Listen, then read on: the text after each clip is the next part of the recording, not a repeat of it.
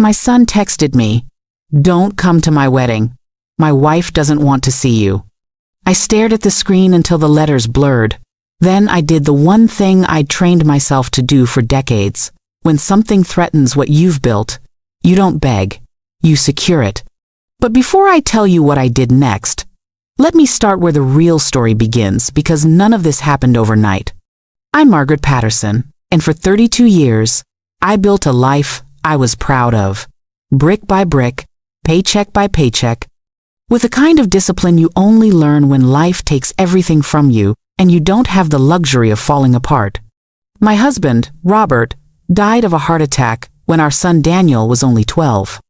One moment Robert was teasing Daniel about his messy hair at breakfast, and the next he was on the kitchen floor, my hands shaking over his chest, Daniel screaming my name like I could fix it.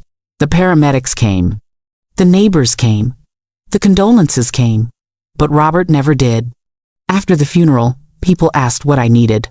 They offered casseroles, soft hugs, words like, "Time will heal."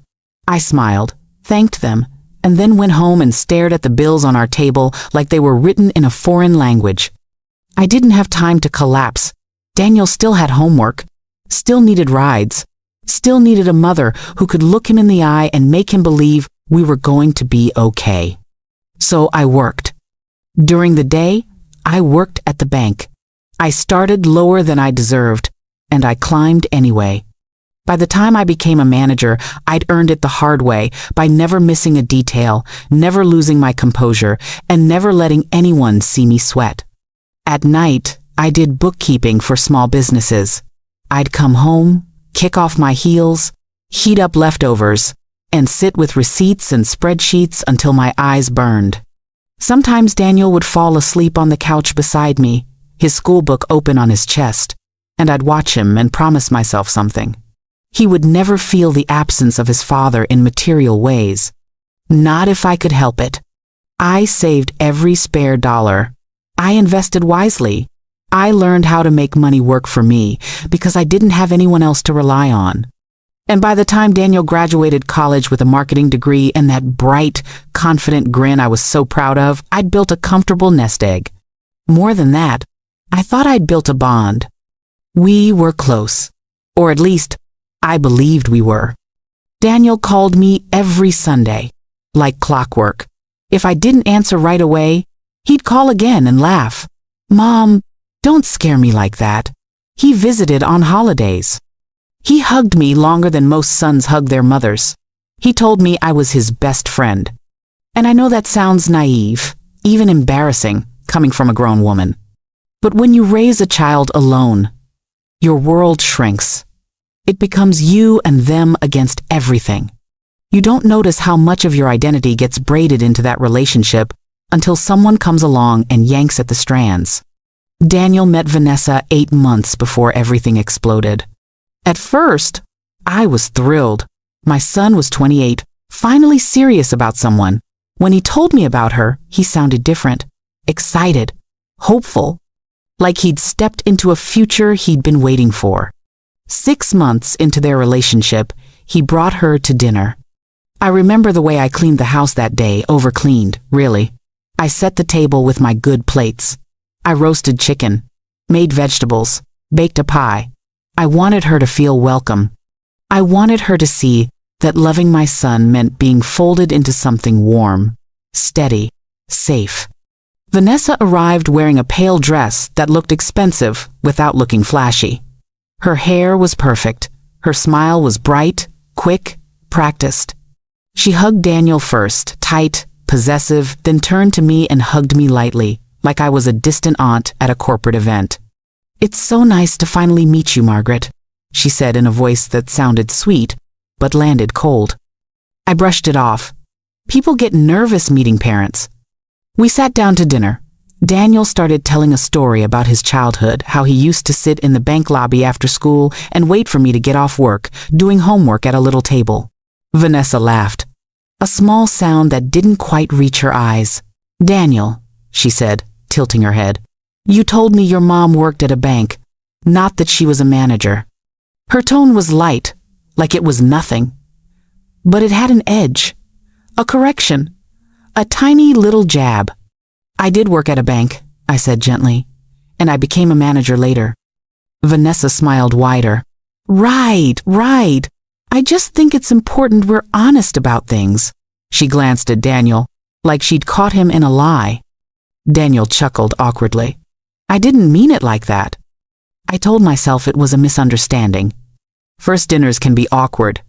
But as the evening went on, I noticed other things. Small things.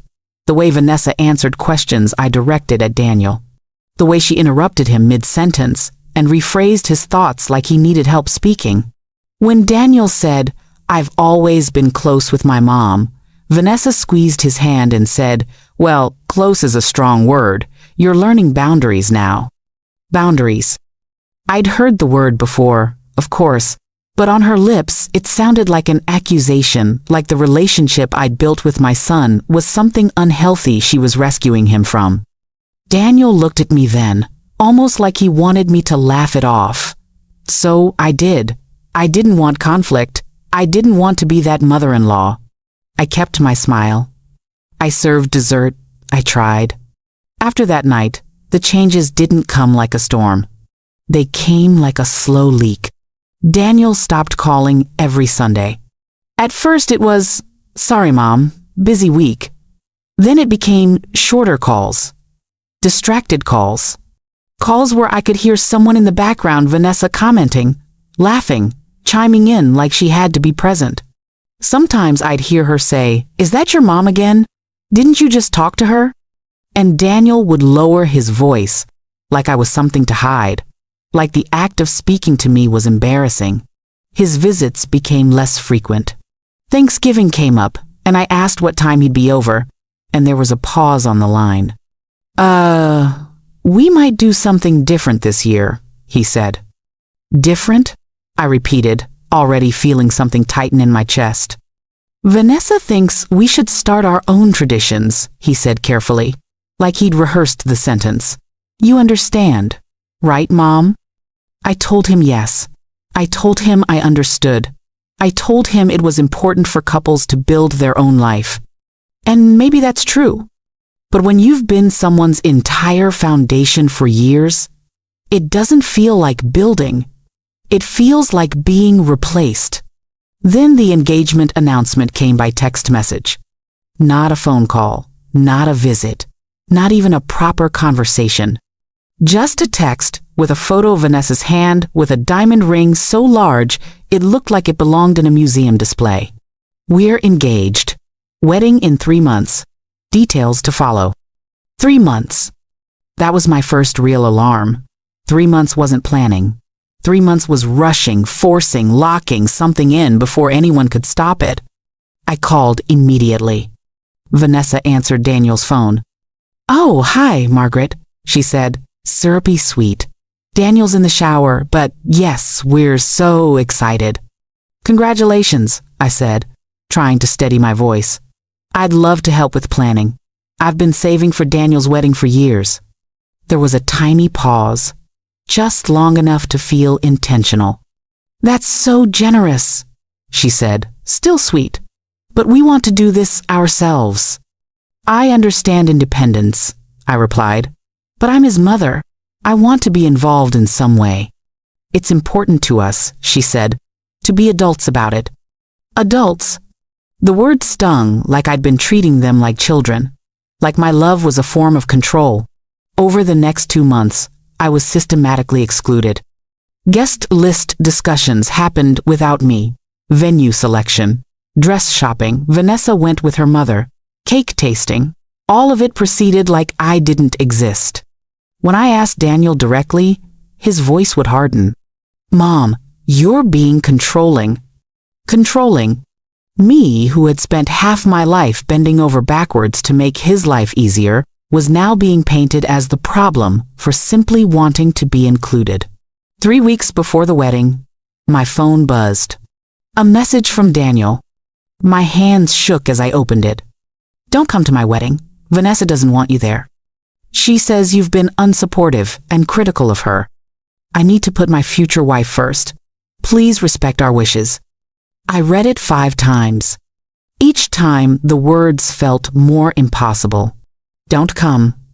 My only child, the boy I raised alone, the one I sacrificed everything for, uninviting me from the most important day of his life because a woman he'd known for less than a year told him to. My throat closed up. What had I done that was critical? When had I been unsupportive? I called. Straight to voicemail. I called again. Voicemail. I texted, "Daniel, please call me. We need to talk about this." No response. For 2 days, I barely slept. I replayed every conversation, every dinner, every smile I fef. I had been polite, welcoming, even generous. On the 3rd day, I was sitting at my kitchen table with cold coffee and a stack of unopened mail when something shifted inside me. The hurt was still there, but it hardened. It calcified into something else, something sharp enough to cut through denial. I picked up my phone and made a call to the bank where I still had connections. And within an hour, I did what a mother does when she realizes her child is standing next to a fire and refuses to see the smoke. I secured what was mine, and I waited to see who would come running when the money disappeared. The silence after I closed the accounts was deafening. I sat in my living room that evening, the same room where Daniel had taken his first steps, where he'd sprawled on the carpet building Lego cities, where we'd celebrated his high school graduation with store-bought cake and too many balloons. The photographs on the mantel stared back at me, Daniel at 5 with missing teeth, Daniel at 12 in a borrowed suit for his father's funeral, Daniel at 22 holding his college diploma. Had I imagined our closeness? Had I been a fool, mistaking routine phone calls for loyalty? No. I knew my son. The Daniel who sent that message wasn't the real Daniel. He was the version of my son filtered through someone else's voice, someone else's agenda. And once I allowed myself to admit that, the grief shifted into clarity. I made tea. I sat straighter. I thought the way I'd been trained to think for decades. What did I actually know? Vanessa had entered Daniel's life 8 months ago. Since then, he'd stopped calling. She'd rushed him into an engagement. She'd isolated him from his only remaining family. And now she'd convinced him to cut me out entirely. And then there was the money. It always came back to money. I opened my laptop and typed her name into the search bar. Vanessa Chen, 26, social media consultant. Which, as far as I could tell, meant she posted curated photos online and called it a career. Her Instagram was public, too public. Designer handbags, resort vacations, candlelit dinners at restaurants where one entree cost more than my weekly grocery bill. This lifestyle didn't match her job. I scrolled further back. Old posts, older tags. That's when I saw him, Marcus Hendrickson. The name triggered something. I pulled up local news archives. Real estate developer, divorced, bankruptcy, filed after a very public financial collapse. The timeline made my stomach tighten. Vanessa's photos with Marcus stopped abruptly, 2 weeks before she started posting photos with Daniel. 2 weeks. Coincidences stopped comforting me a long time ago. I pulled out the notebook I'd kept for years, the one with every financial detail related to Daniel. Account numbers, dates, notes written in careful pen. The joint accounts weren't the only connection we had. When Daniel got his first apartment after college, I'd co-signed the lease because his credit was still young. When he bought his car, I co-signed that loan too. And then there was the college fund, technically a trust set up when he was born, with me as trustee until he turned 30. Daniel was 28, which meant I still controlled it. If Vanessa thought she was marrying into money through Daniel, she was wrong. His salary was decent, but the real assets were either in my name or protected by legal structures I'd built carefully over decades. The question was, did she know that? Had Daniel told her? My phone rang. An unknown number. I answered on instinct. Hello? Mrs. Patterson? A woman asked. Her tone was professional, measured. Yes. This is Jessica Moreno from First National Bank. I'm calling about some unusual activity on accounts linked to your name. My hand tightened around the phone. What kind of activity? Someone attempted to access the joint account ending in 4782 approximately 3 hours ago. The system flagged it as closed, but there were multiple login attempts using the correct credentials. The room seemed to tilt. That account was closed this morning, I said carefully, at my request. Yes, I see that. The login attempts originated from an IP address in downtown Seattle. I wanted to verify that it wasn't you. Downtown Seattle, where Vanessa lived? I believe I know who it was, I said slowly. Would you like me to flag your profile so that any future access attempts are immediately reported to you? Yes, I said. Please do that. There was a pause. Mrs. Patterson, have you considered filing a police report? Not yet, I said, but thank you for the warning. When I hung up, I sat perfectly still. Vanessa hadn't waited days. She hadn't waited weeks. She'd gone for the money within hours of Daniel sending that message. That told me everything. This wasn't about love. This wasn't about building a life together. This was about access. She had Daniel's passwords, she had his trust, and she'd assumed the money would be there for her to take. I opened a new document on my laptop and typed a title at the top of the page, Project Daniel. Under it, I listed everything I knew, dates, accounts, names, patterns. I didn't allow myself to spiral emotionally. I treated it like a case file because that's what it was. Then I picked up the phone again. My attorney, Gerald Wu, answered on the second ring.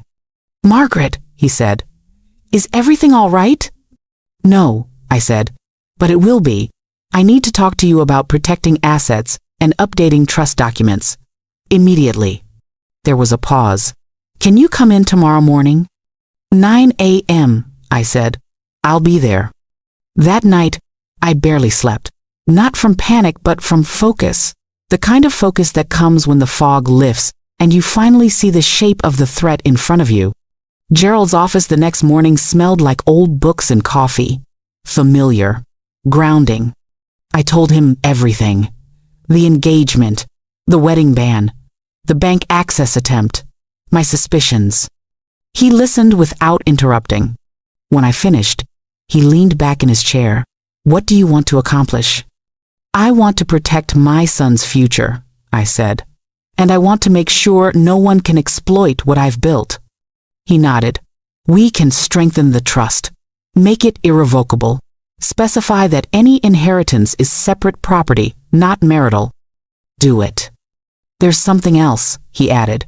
If you're concerned about financial exploitation, you should consider a private investigator.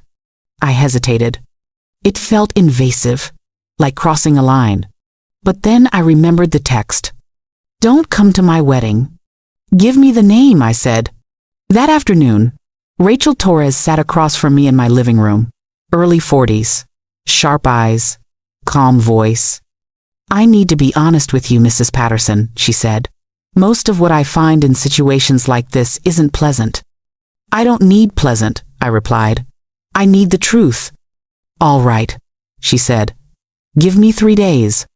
She called me back in 2. Can you come to my office? She asked. I'd rather show you this in person. Her conference table looked like a crime scene. Documents spread out. Tabs. Notes. She slid the first paper toward me. Vanessa Chen's credit report, she said. She has $47,000 in credit card debt. Most of it accrued in the last 18 months. My chest tightened. Next, an eviction notice. Non-payment of rent. 4 months before she met Daniel. Then photos. Timelines. Connections. And finally, a loan application. Submitted 3 weeks ago, Rachel said. $50,000. In Daniel's name. Denied due to income to debt ratio. I scanned the page. The email address was Vanessa's. The phone number was Vanessa's. This is fraud, Rachel said quietly. Documentable fraud. The room went very still.